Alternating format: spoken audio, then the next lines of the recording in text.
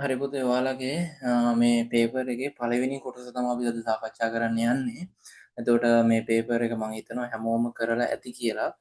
කරලා නැති දළුවෝ මේ පේපර් එක ඔයාලට හම්බුනේ නැත්නම් වීඩියෝ එක යට අපේ ඩිස්ක්‍රිප්ෂන් එකේ දාලා තියෙනවා වීඩියෝ එකේ මේ PDF එකේ link එක. ඒ PDF එක download කරලා මේ පේපර් එක කරලා වීඩියෝ එක බලන්න. එතකොට තමයි ඔයාට ඔයාගේ අඩුපාඩු ටික හරියටම අඳුරගෙන මට මේ බැරි කොටස් කියලා අඳුරගෙන මේ ප්‍රශ්න තේරුම් ගන්න පුළුවන් වෙන්නේ එතකොට. එහෙම නැතුව පේපර් එක කරන්න නැතුව වීඩියෝ එක බලපුවාම ඔයාලට සමහර විට සමහර දේවල් එච්චර නොතේරෙන්න පුළුවන්. මොකද ඔයාලට අවධානයක් නැහැ මට බැරි මේක කියලා. අපි එනම් පළවෙනි ප්‍රශ්නට යන්න කලින් මුලින්ම කියලා තියෙනවා ප්‍රශ්න සියල්ලටම මෙම පත්‍රයේම පිළිතුරු සපයන්න. සාමාන්‍යයෙන් ගණන් පේපර් එකක් කියන්නේ ගණිතයේ පේපර් එකක් ගත්තාම ගණිතයේ පේපර් එකේ පළවෙනි කොටස සමහර පේපර් වලත් එහෙම වෙන්න පුළුවන්. මේ පේපර් එකේම තමයි ලියන්න ඕනේ. වෙන ඒ වගේ ලිව්වට ලකුණු හම්බෙන්නේ නැහැ. එතකොට සෑම ප්‍රශ්නයකටම ලකුණු දෙක බැගින් හිමි වේ. එතකොට මේකේ ප්‍රශ්න තෝරගන්නත් නැහැ. සියල්ලටම පිළිතුරු සපයන්නත් ඕනේ. හරි. පළවෙනි එක අහනවා. පළවෙනි එකේ මෙහෙම එකක් අහනවා. 16 කීවෙනි සමචතුරස්‍ර සංඛ්‍යාවද? 16 කියන්නේ කීවෙනි සමචතුරස්‍ර සංඛ්‍යාවද කියලා අහන්නේ. ඒතර අපි ගත්තොත් පළවෙනි සමචතුරස්‍ර සංඛ්‍යාව අපි දන්නවා 1. මේම ඩොට් එකක් ගත්තොත් මේ ඩොට් එක වටේට අපිට අඳින්න පුළුවන් මොකද්ද? සමචතුරස්‍රයක් අඳින්න පුළුවන්. මේ වගේ සමචතුරස්‍රයක් අඳින්න පුළුවන් මේක වටේට. එතකොට මේ පළවෙනි සමචතුරස්‍ර සංඛ්‍යාව. එතකොට පළවෙනි සමචතුරස්‍ර සංඛ්‍යාව කීයද? 1. පළවෙනි සමචතුරස්‍ර සංඛ්‍යාව 1. දෙවෙනි සමචතුරස්‍ර සංඛ්‍යාව ගත්තොත් 2යි. එතකොට අපි මෙතන ඩොට් දෙකකින් තමයි අඳින්න පටන් ගන්නෙ. ඩොට් දෙකක් අඳිනවා. ඩොට් දෙකක් ඇඳාම මේකෙන් සමචතුරස්‍රයක් අඳින්න බෑනේ අපිට. මේකෙන් මෙහෙම සමචතුරස්‍රයක් අඳින්න බෑ. මෙහෙම සමචතුරස්‍රයක් අඳින්න බෑ. ඒ නිසා අපි මොකද ගන්නෙ? මේකේ ඩොට් දෙක අපිට ප්‍රමාණවත් වෙන්නේ නැහැ. එතකොට අපි මොකද කරන්නේ? මේ ඩොට් දෙක ඩොට් 4ක් වගේ කරගත්තන් පස්සේ ඩොට් 4ක් වගේ කරගත්තන් පස්සේ මේකෙන් අපිට සමචතුරස්‍රයක් අඳින්න පුළුවන්. මේකෙන් අපිට සමචතුරස්‍රයක් අඳින්න පුළුවන්. මේ වගේ සමචතුරස්‍රයක් අඳින්න පුළුවන්. මෙහෙම සමචතුරස්‍රයක් අඳින්න පුළුවන්. එතකොට දෙවන සමචතුරස්‍ර සංඛ්‍යාව කීයද? 4. මේ පළමු වන මේ දෙවන. එතකොට ඊළඟ එක 3කින් අපිට අඳින්න පුළුවන් මේ වගේ සමචතුරස්‍රයක්. 3කින් අඳ ගන්න පුළුවන් එක තමයි මම මේ අඳින්නේ. 3කින් මේ වගේ සමචතුරස්‍රයක් අපිට අඳ ගන්න පුළුවන්. ගොඩක් ඩ්‍රෝවින් එච්චර හුරු නෑ. හරි. එතකොට මේකේ කීයක් තියෙනවද? 9ක් තියෙනවා. එතකොට මේ කීයද? 3 වන. මේ 3 වන එක. 4 වෙනි එකට ගියපුවාම 4 වෙනි එකේ ඩොට් 4ක් එනවා. පල්ලෙහාටත් එනම් කීයද? ඒ වගේම 4ක් එනවා. අයත් පල්ලෙහාට ඒ වගේම 4ක් එනවා. අයත් පල්ලෙහාට ඒ වගේම 4ක් එනවා. ඔක්කොම කීයද? මේවන ඈත වැඩිනේ. පොඩ්ඩක් අපි ලං කරමු. සමචතුරස්‍රයක් එන විදියට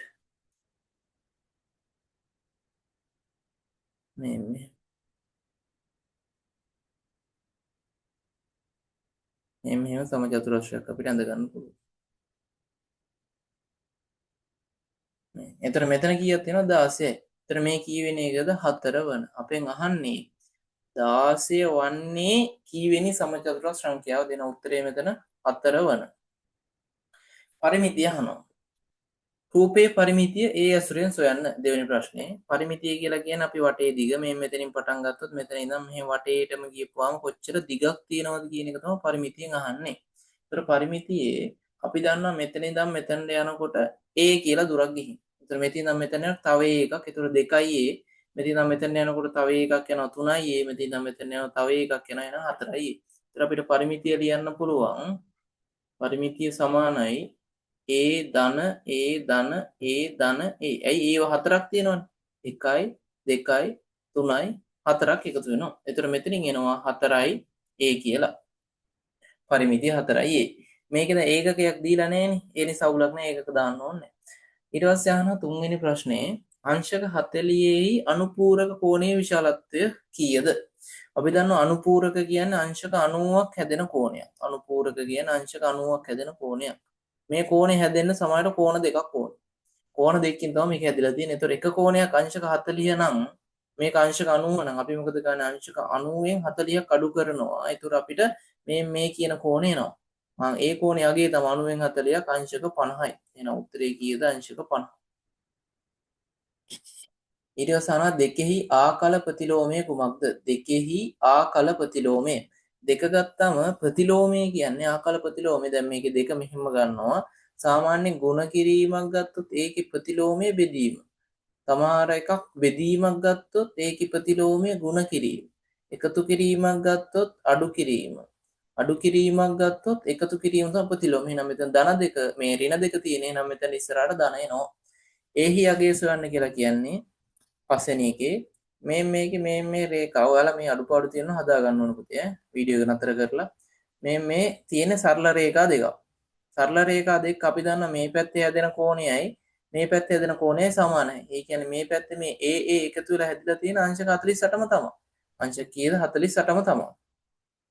එතකොට අපිට ලියන්න පුළුවන් A ධන A සමානයි අංශක 48යි. ඇයි මේ කෝණෙම තමයි මේ පැත්තේ තියෙනවා. ඒ නිසා 48ට අපිට සමාන කරගන්න පුළුවන්. මේ පැත්තෙන් එනවා 2a සමානයි අංශක 48යි. මේ දෙපැත්තම දෙකෙන් බෙදනවා. දෙපැත්තම දෙකෙන් බෙදුවම a සමානයි මෙතන 48. a සමානයි අපිට ගන්න පුළුවන් 48 බෙදීම 2 24යි අංශක. ඊට පස්සේ 6 වෙනි එකේ තියෙන ඍණ 3 තුන්වෙනි බලය නැත්නම් අපි කියනවා ඝණය. ඝණය තමයි දීලා තියෙන්නේ. අපි සාමාන්‍ය ධන සංඛ්‍යාවක් ගමුකෝ. දෙකේ ඝණය තිබ්බොත් අපිට මේක ලියන්න පුළුවන් 2 වැඩි කිරීම 2 වැඩි කිරීම 2 කියලා. එතකොට අපිට ඍණ සංඛ්‍යාවක් ආවත් අපිට එහෙම ලියන්න පුළුවන් ඍණ 3 වැඩි කිරීම ඍණ 3 වැඩි කිරීම ඍණ 3. ඍණ වලට සාමාන්‍ය වරහන් දාන්න ඕන. එතකොට අපිට ඊළඟ ඡේදයට ගියපුවාම නැත්නම් ඊළඟම රූලට ගියපුවා අපි මේ දෙක ගුණ කරනවා. මේ දෙක ගුණ කරාම අපිට එනවා ඍණ 3යි ඍණ 3යි. ඍණයි ඍණයි නම් ධන. 3 වරක් 3 9යි. ඊට පස්සේ අර අපි කලින් ගත්තේ නැති එකේ හැම ලියා ගන්නවා. දැන් තියෙන්නේ මේ කිව්ව 9 9නේ ලියන්න ඕනේ නැහැ ධන. ඍණ 3ත් එක්ක. ඍණයි මෙතන ධනනේ තියෙන්නේ. ඍණයි ධනයි උත්තරේ ඍණ. 9 වරක් 3 කීයද? 27යි. එහෙනම් ඍණ 27යි උත්තරේ. මේ විදිහට තමයි හදාගන්නේ. ඊට පස්සේ 4x වර්ග 2xy යන පදවල මහා පොදු සාධකය සොයන්න. මහා පොදු සාධකය තමයි අපි හොයන්න ඕනේ. දැන් මේක ගත්තම අපි මෙහෙම ගමුකෝ. 4යි x වර්ග හැදිලා තියෙන්නේ කොහොමද? 4 වැඩි කිරීම නැත්නම් මේක මෙතන දෙකේ x වැඩි කිරීම y. මේක තව අපි විතර ගත්තොත් මේක හැදිලා තියෙන්නේ කොහොමද? 2xy හැදිලා තියෙන්නේ 2 වැඩි කිරීම x වැඩි කිරීම y. එතකොට මේකේ තව අපිට සරල කරලා ලිව්ව හැකි 2 වැඩි කිරීම 2 වැඩි කිරීම x වැඩි කිරීම y වලින් තමයි හැදිලා තියෙන්නේ. මේ පැත්තේ තියෙන එතකොට මේකේ පොදුයි 2 පොදුයි. මේකෙත් කීයද? 2 පොදුයි. මේ පැත්තේ x එකක් පොදුයි මෙයාගේ x එකකුත් පොදුයි. එතකොට මෙතනින් ගන්න පුළුවන් අපිට පොදු සාධක විදියට මෙතන 2xy එකයි මෙතන 2xy එක ගත්තම පොදු සාධකයේ විදියට එළියට ගන්න පුළුවන්. නැත්නම් මහා පොදු සාධකයේ වෙන්නේ මෙතන මහා පොදු සාධකය අපිට ගන්න වෙන්නේ 2x කියලා තමයි මහා පොදු සාධකය. 2x කියලා අපිට ගන්න පුළුවන්.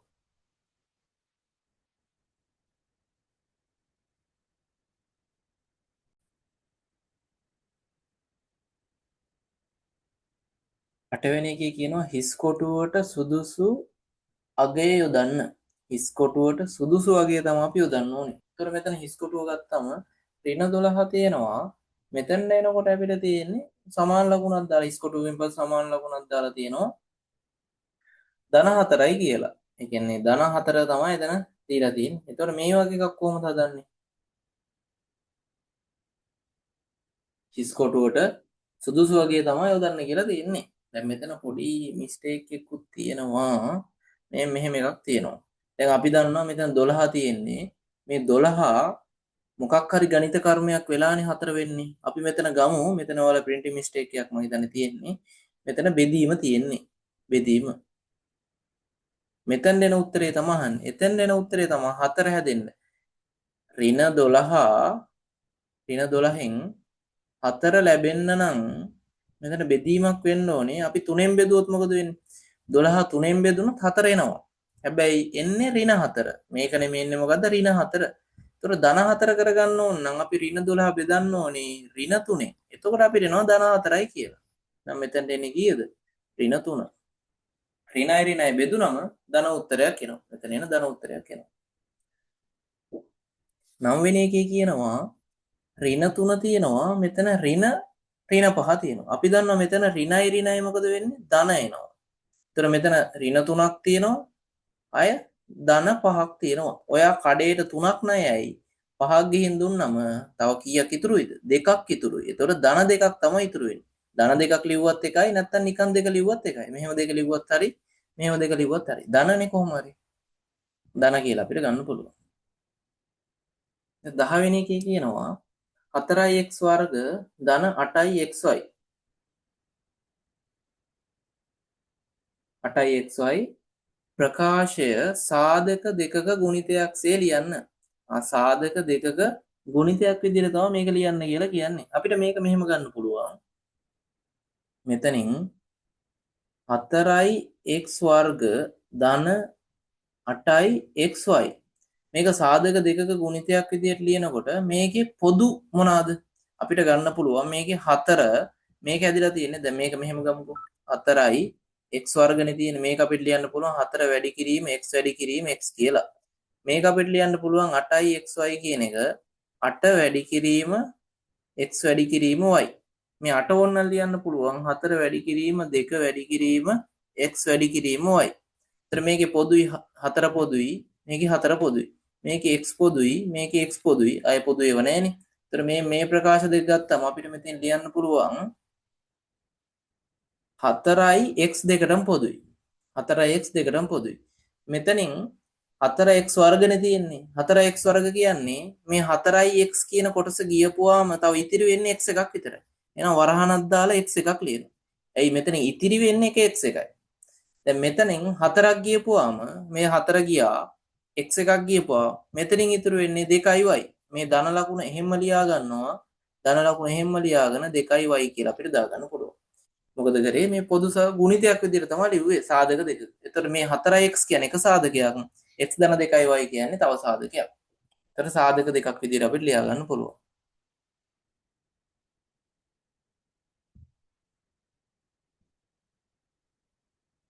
ඊට පස්සේ 3 වර්ගය සමචතුරස්‍රාකාර 38කින් ලියන්න කියලා කියනවා. 3 වර්ගය කියන්නේ කීයද? ඔයාලා දන්නවා 3 වර්ගය 3 වැඩි කිරීම 3නේ. ඒතර අපිට මේක ලියන්න පුළුවන්. සාමාන්‍ය 3 වර්ගය සමානයි 3 වැඩි කිරීම 3. උත්තරේ කීයද? 9යි. ඒතර සමචතුරස්‍රාකාර විදියට ලිව්වොත් 38කින් 38කින් ලිව්වොත් මෙහෙම 1යි 2යි 3යි මේක සමචතුරාර්ය සංඛ්‍යාව විදියටම අපිට ලියන්න පුළුවන්. මෙහෙම 38කින් පෙන්වන්න කියලා කියනවා. ඊට පස්සේ අපි අහනවා මේකේ මේ වර්ගයේ තියෙන මේක ඇතුලේ මේක ඇතුලේ වර්ගයේ තියෙනවා කියලා තමයි අපිට ගන්න වර්ග. ඊට පස්සේ අපි වර්ගමූලයට කලින් ඇතුලේ වෙන දේවල් ටික කරගන්න ඕනේ. වර්ගමූලයට කලින් මෙතන 2 තියෙනවා මෙතන 3 තියෙනවා මෙතන 5 තියෙනවා. ඉස්සලා ඇතුළ ගුණ කරගන්න ඕනේ. දෙවරක් 3 කීයද?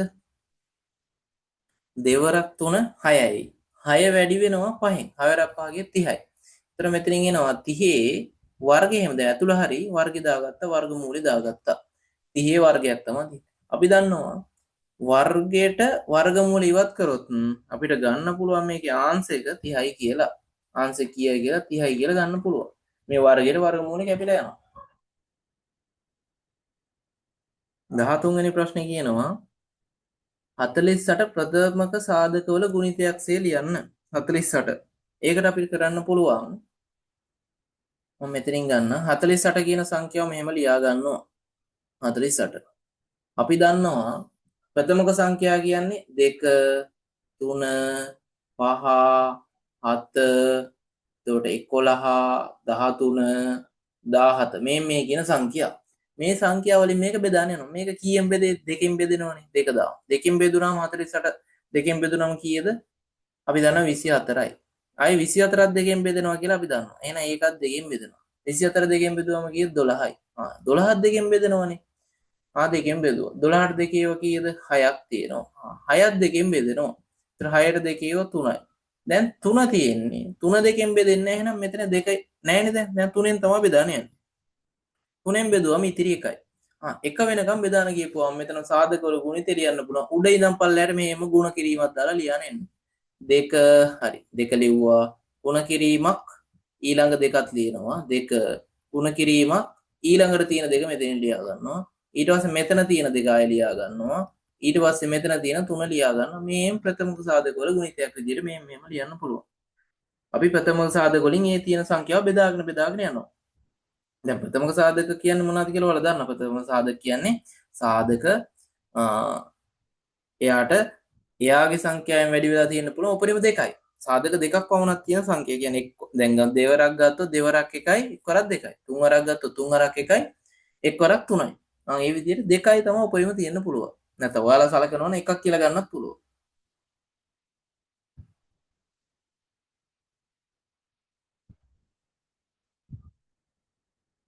ඊට 14 වෙනි ප්‍රශ්නේ පූර්ණ වර්ගයක් වන සංඛ්‍යාවක එක ස්ථානයේ තිබිය හැකි ඉලක්කම් දී ඇති ඉලක්කම් අතරින් තෝරා රවුම් කරන්න. පූර්ණ වර්ගයක් වන සංඛ්‍යාව එක ස්ථානයේ තිබිය හැකි ඉලක්කමකදී ඇති ඉලක්කම් අතරින් තෝරා ලියන්න කියලා තමයි කියන්නේ. හරි. අපි මේක ගමු. පූර්ණ වර්ගයක් නෙවෙන්න ඕනේ. ඒතර මෙතනින් ගන්න පුළුවන් එක ස්ථානයේ තිබිය හැකි ඉලක්කමේ ඇති ඉලක්කම්. දැන් අපි ගමු මෙතන මෙහෙම ගමුකෝ. පූර්ණ වර්ගයක් වන සංඛ්‍යාව. දෙකේ වර්ගය කීයද? 4යි. හතරේ වර්ගය කීයද? 16යි. තුනේ වර්ගය කීයද? 9යි. පහේ වර්ගය කීයද? 25යි. හතේ වර්ගය කීයද? 49යි.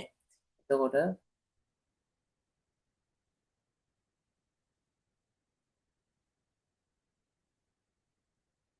මෙතන අනේ පූර්ණ වර්ගයක් වන සංඛ්‍යාවක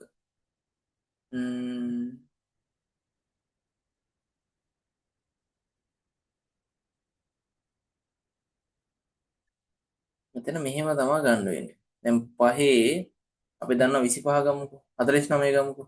49 මේ තියෙන එක ස්ථානයේ මේ තියෙන 10 ස්ථානයේ. මේ එක ස්ථානයේ මේ 10 ස්ථානයේ මේ තියෙන 10 ස්ථානයේ මේ තියෙන එක ස්ථානයේ. එතකොට මේ වර්ග සංඛ්‍යාවක 25 ගත්තොත් එයාගේ එක ස්ථානයේ මේක තියෙනවා. එහෙනම් මේක රවුම් කරගන්න පුළුවන්. අයි ඊතුරු සංඛ්‍යාවක එක ස්ථානයේ 6. ඒතර මෙතන 4 නෑ. මෙතන 4 මෙතන දෙකක් නෑ. මෙතන 9 මේකත් නෑ. මේකත් නෑ. ඒතර 5 විතරයි රවුම් ගන්න පුළුවන් වෙන්නේ නා. 5 විතරයි රවුම් කරගන්න පුළුවන්. ඊට පස්සේ දී ඇති ස්කන්ධ අඩු කරන්න කියලා කියනවා. දී ඇති ස්කන්ධ අඩු කරන්න. පළවෙනි එකේ තියෙන්නේ ටොන් 3යි කිලෝ 55යි. දෙවෙනි එකේ තියෙන්නේ ටොන් 2යි කිලෝ 52යි. දැන් අපි දන්නවා 5න් 5ක් මෙතන අඩු කිරීමන්නේ 5න් 5ක් අඩු වුණොත් කීයද? බිඳුවයි. 5න් 5ක් බිඳුවයි. මෙතන 5න් 2ක් ගියපුවාම කීයද? 5න් 2ක් ගියපුවාම අපිට ගන්න පුළුවන් 3යි කියලා. 5න් 2ක් කීයද? 3යි. ඊට පස්සේ මෙතන තියෙන්නේ කීයද? බිඳුව බෑ මේ පැත්තෙන් කීයක් එනවද? 3ක් එනවා. 3කින් එකක් තමයි ගන්නෙ. 3ෙන් කීයද? එකක් ගන්නවා. එකක් ගන්නකොට මෙතන කීයක් එනවද? මෙතන එනවා ටොන් එකක් කියන්නේ කිලෝ 1000ක් එනවා. කිලෝ 1000. හරිද? කිලෝ 1000. හරිද? එතකොට මේක මෙහෙම හදන්නත් පුළුවන්. දැන් මෙහෙම ගමුකෝ. තමයි තේරෙන්නේ නැති.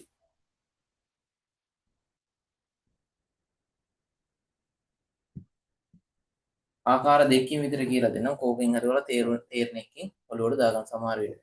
දැන් මෙතන තියෙන්නේ 0.55 නේ. මෙතන 0.55. 0.55කින් 425 කඩු ගන්න පුළුවන්ද? බෑ. 55කින් 425 කඩු ගන්න බෑනේ. එතකොට මොකද ගන්නෙ? අපි මේ පැත්තෙන් එකක් ගන්නවා. මේ පැත්තෙන් කීයද ගන්න? එකක්. එකක් ගත්තට මේ පැත්තට එනකොට ඒක කීයක් වෙනවද? 1000ක් වෙනවා. මේ පැත්ත 1000ක්. එතකොට මෙතන 1000යි 55යි. මෙතන තියෙනවා 1055. 1055න් තමයි 425 අඩු වෙන්නේ. මෙතන 1000ක් එනවනේ. හරි. 5න් 5ක් බිඳුවයි. 5න් 2ක් 3යි. මෙතන බිඳුව තියෙන්නේ. මෙතන 9ක් මේ 10ක් තියෙන්නේ. 10ම තමයි අපිට ගන්න වෙන්නේ. 10න් මොකද ගන්න? 4ක් යනවා. 10න් 4ක් ගියාම කීයද? 6. 10න් 4 6. ඒතර මෙතන අපිට ලියන්න පුළුවන් 630යි කියලා. මොකද මේ සංඛ්‍යාවලින් 630යි. මෙතන 3 තිබ්බේ. දැන් මෙතන තියෙන 2. දෙකෙන් දෙකක් කීයද? බිඳුවයි. ඒතර මෙතන ලියන්න පුළුවන් ටොන් බිඳුවයි කිලෝග්‍රෑම් කීයද? 630යි. කිලෝග්‍රෑම් 630යි. රූපේ දැක්වෙන්නේ 1 සෙන්ටිමීටර් බැගින් වූ කොටු දැලකි. එහි අඳුරු කළ කොටසේ වර්ගඵලය වර්ග සෙන්ටිමීටර් කීයද? වර්ගඵලය තමයි අහන්නේ. දැන් කොහොමද අපි හදන්නේ මේ වගේ ගන්න? මේ මෙතන අපි මෙතන මේ කඩිරි මෙහෙමනේ තියෙන්නේ. මෙහෙම තමයි කඩිරි ටික තියෙන්නේ. මේ විදිහට නැදලා තියෙන්නේ. මේ විදිහට තමයි කඩිරි ටික තියෙන්නේ. දැන් මේකේ වර්ගඵලය තමයි අපිට හොයාගන්න ඕනේ. පල්ලෑගේ වර්ගඵලය දන්නවා. මෙහෙමනේ කොටුව තියෙන්නේ. මෙහෙම තමයි කොටු ටික තියෙන්නේ. ඒතර පළවෙනි එකේ වර්ග මේ කොටුවක වර්ගඵලය කියන්නේ කීයද? දිග වැඩි කිරීම පළල. දිග කීයද? 1 සෙන්ටිමීටර්. පළල කීයද? 1 සෙන්ටිමීටර්. එක්වරක් එක කීයද? 1යි. සෙන්ටිමීටර් වැඩි වුණාම වර්ග සෙන්ටිමීටර්. ඒතර එක කොටුවක් කීයද? වර්ග සෙන්ටිමීටර් 1යි. එහෙනම් මෙතනත් 1යි, මෙතනත් 1යි. හරිද? දැන් මේක හොයාගන්න ඕනේ. මේ කොටුවෙත් 1යි, මේ කොටුවෙත් 1යි, මේ කොටුවෙත් 1යි, මේ කොටුවෙත් 1යි. හරිද? එතන කොටු හතරේ හතරක් තියෙනවා මෙතන. අපි දන්නවා ත්‍රිකෝණයක් ගත්තම මෙහෙම ත්‍රිකෝණය ගමු. ත්‍රිකෝණය ගත්තම ත්‍රිකෝණේ යට තියෙනවා සෙන්ටිමීටර් දෙකක්. ඇයි මෙතන ඉඳන් මෙතන යන 1 සෙන්ටිමීටර මෙතන ඉඳන් මෙතන. එහෙනම් යට තියෙන ආධාරකයේ කීයද? 2 සෙන්ටිමීටර. මේකේ උස කීයද? කොටු දෙකක් තියෙනවා. කොටු දෙක උස කියන්නේ සෙන්ටිමීටර 2යි. එහෙනම් මේකේ උස කීයද? 2 සෙන්ටිමීටර. ත්‍රිකෝණේ වර්ගඵලය අපිට හොයාගන්න පුළුවන්. ත්‍රිකෝණේ වර්ගඵලය සමානයි භාගයයි ආධාරකය ගුණ කිරීම ලම්බ උස. ආධාරකය ගුණ කිරීම ලම්බ උස.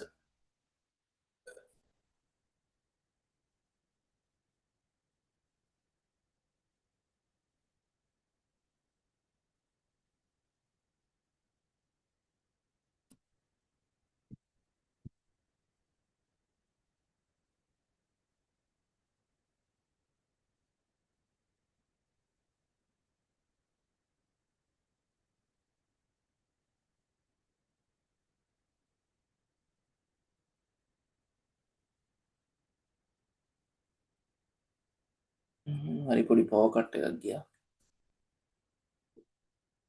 හරි. ආධාරකය ගුණ කිරීම ලම්බ උස. මෙතන ආධාරකයෙන් භාගය හැම ලියා ගන්නවා. ආධාරකයේ කීයද? 2 සෙන්ටිමීටර. ලම්බ උස කීයද? 2 සෙන්ටිමීටර. මෙතන තියෙන බෙදීම දෙකට මෙතන ගුණ කිරීම දෙක කැපිලා ගිහින් මෙතන වර්ගඵලය එනවා 2 වර්ග සෙන්ටිමීටර කියලා. 2 වර්ග සෙන්ටිමීටර. 2 වර්ග සෙන්ටිමීටර. ඒතර මේ කොටුවේ මේ ත්‍රිකෝණයේ වර්ගඵලය 2 වර්ග සෙන්ටිමීටර. එතකොට මේ මුළු එකේ වර්ගඵලය කීයද? අඳුරු කළ කොටසනේ අපිට ඕනේ. අඳුරු කළ කොටස අපි දන්නවා මෙතන 2 සෙන්ටිමීටර, මෙතන 1යි, මෙතන 1යි. මුළු එකේ වර්ගඵලය මෙතන 1 මෙහෙම ලිව්වා මේ 1. මෙතන එකත් මම එකතු කිරීමක් දාලා ලියා ගන්නවා. ත්‍රිකෝණය එනවා 2යි කියලා. ත්‍රිකෝණය එනවා 2. ඒතර ඔක්කොම කීයද? 4යි වර්ග සෙන්ටිමීටර කියලා අපිට ගන්න පුළුවන්. 4යි වර්ග සෙන්ටිමීටර. 17 වෙනි ප්‍රශ්නෙට එනවා අපි.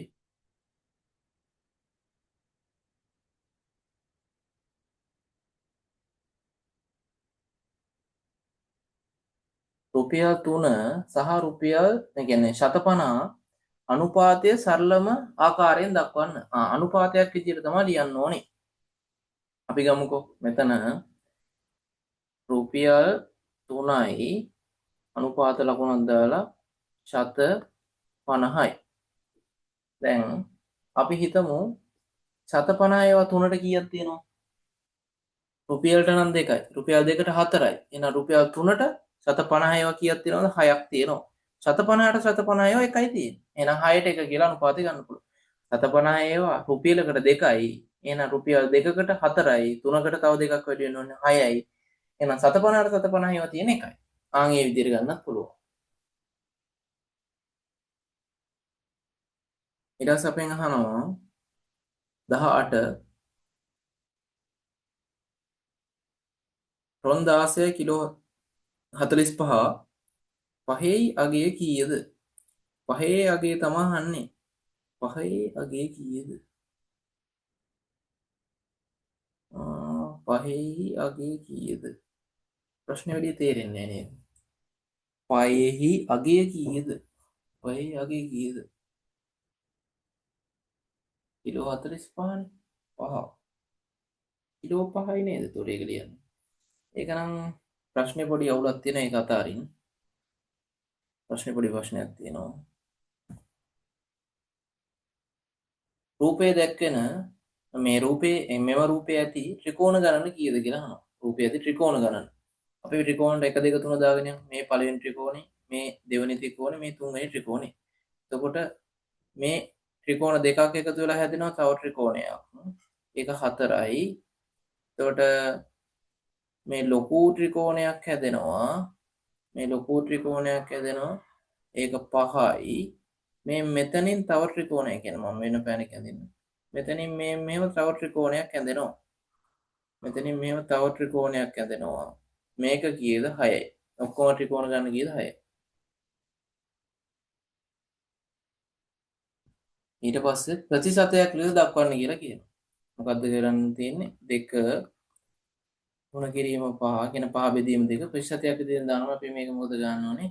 100%න් වැඩි ගන්නවා. 100%. ඊට පස්සේ මොකද ගන්නේ? දෙකේ ඒවා 1යි 100 දෙකේ ඒවා කීයක් තියෙනවද? 50ක් තියෙනවා. 50 50න් වැඩි වුණාම කීයද? 50 50 වැඩි වුණාම 250යි අංශක මේ ප්‍රතිශත ලකුණේ ප්‍රතිශත 250යි. අපිට උත්තරේ ගන්න පුළුවන් ප්‍රතිශත 250යි කියලා. හරි. එහෙනම් පළවෙනි කොටස පොතේ මෙතනින් ඉවර වෙනවා.